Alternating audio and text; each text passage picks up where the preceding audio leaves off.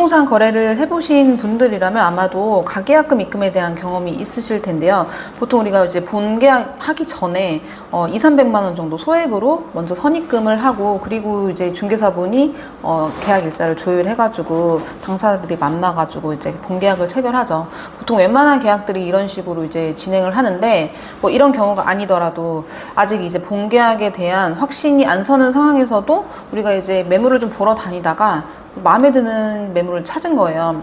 근데 이럴 때 아직 내가 지금 현재 살고 있는 집은 나가지도 않았고 내놓은 적도 없고, 그리고 뭐 대출도 아직 안 알아봤고, 이런 식으로 아직 아무것도 확정이 되어 있지 않은 상황에서 근데 지금 내가 본 이 매물이 마음에 드는 거예요. 그럼 이럴 경우에 지금 이 물건에 대한 이제 우선권을 확보하기 위해서 약간 찜을 한다는 개념으로 200~300만 원 정도 걸고 오신 경험도 아마 있으실 거예요.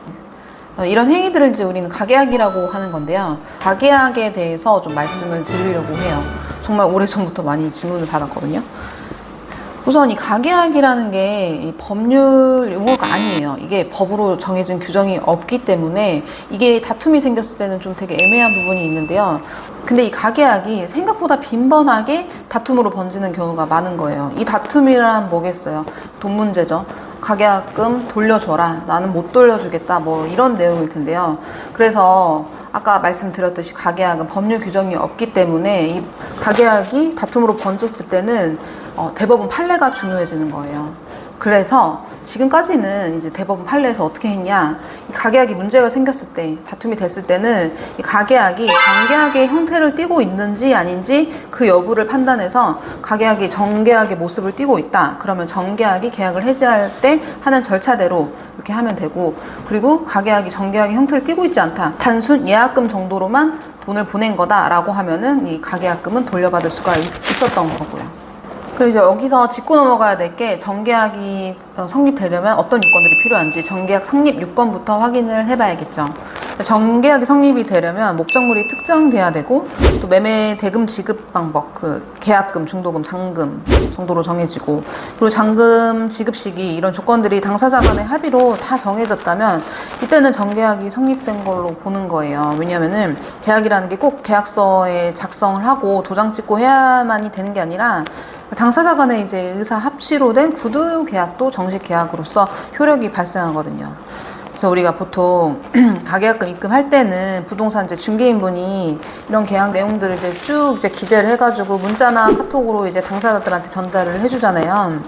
그래서 이 카톡 내용을 보고 목적물에 대한 특정, 뭐 주소 같은 거, 그리고 매매 대금, 지급 방법, 잔금 시기, 뭐 이런 협의된 내용이 쭉 이제 갖추어져서 문자로 보내져 있으면, 이럴 경우에는 가계약을 일방이 취소한다고 하더라도 정식 계약이 해지될 때랑 똑같이 진행된다고 보면 돼요.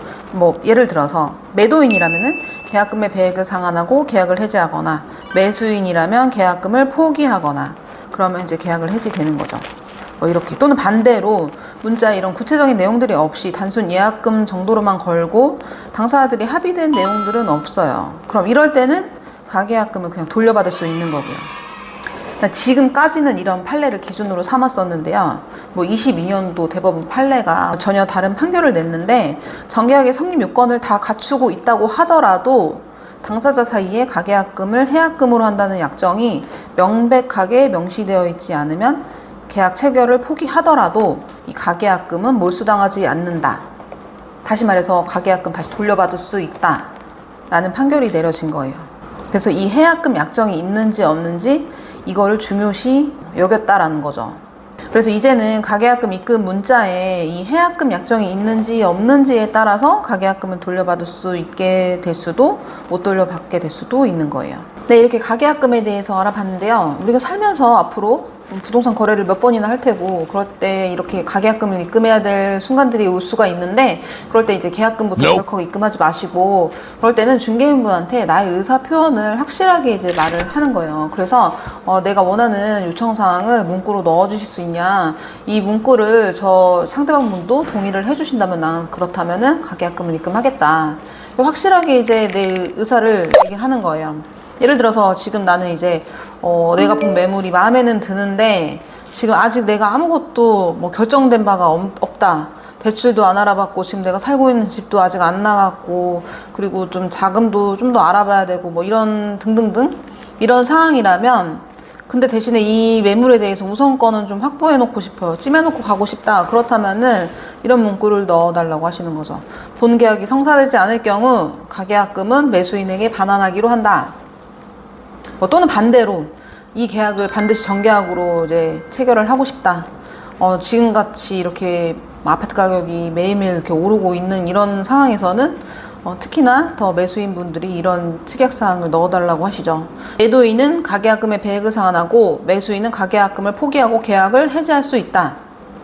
또는 본계약 불이행 시 가계약금을 위약금으로 한다. 뭐 이런 내용들을 특약으로 넣어달라고 하는 거예요. 앞에서 말씀드린 그 해약금에 대한 내용을 특약으로 넣는 거예요.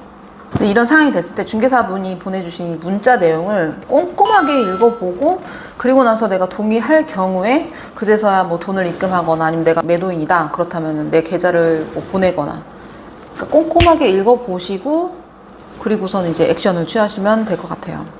자, 그럼 이제 마지막으로 진짜 가계약금을 입금할 상황이 됐을 때 입금 전에 반드시 확인해야 될 사항도 말씀드려 볼게요. 입금하시기 전에 등기부등본 확인하고 등기부등본에 소유자 이름 나오니까 신분증 보내달라고 해가지고 신분증으로 그 소유자 이름 확인하고 그리고 또 계좌 받으면 계좌에서도 소유자 이름 또 확인하고 이름 전부 일치하는지 확인하시고 그리고 반드시 소유자 본인 계좌로만 입금하셔야 돼요. 보통 이제 가족이라면서 명의는 남편으로 돼 있고 뭐 아내가 관리한다면서 아내의 계좌를 뭐 주거나 이런 경우가 좀 종종 있거든요. 근데 이게 나중에 문제가 생겼을 때는 굉장히 이제 돈을 돌려받는 게 복잡해지기 때문에 반드시 이제 본인 소유자를 확인하시고 그쪽으로 보내시면 되고요. 부동산 공인중개사 계좌도 안 돼요. 그럼 저는 다음 영상에서 또 찾아뵙겠습니다. 안녕히 계세요.